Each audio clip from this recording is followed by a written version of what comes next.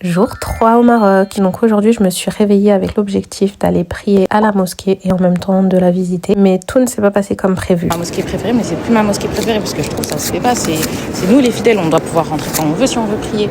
Même si c'est pas l'heure, même si j'avais dépassé, en vrai j'ai le droit de prier. C'est bizarre. Du coup, je suis venue en tant que visiteur. 140 dirhams MDR, j'allais pas payer. Et je me suis fait passer pour une étudiante. Vous voyez ce que vous me faites faire ? Là, j'ai menti pour rentrer à la mosquée, c'est une dinguerie.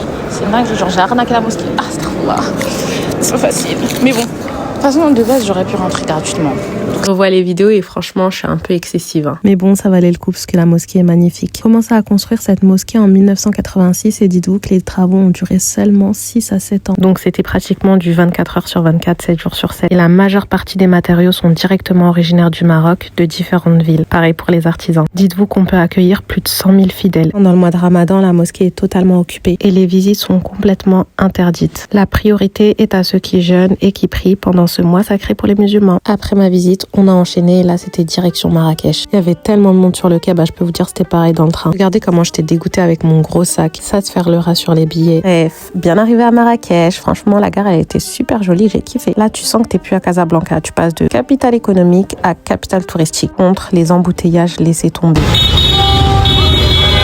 J'ai l'impression que tout le monde voulait être à Marrakech le 31. Donc on a galéré à trouver un taxi ou un Uber alors qu'on était seulement à 15 minutes de la gare. Et alhamdoulilah, on a enfin trouvé et maintenant direction notre deuxième Airbnb. Pas le temps de se poser, visite rapide de l'appartement.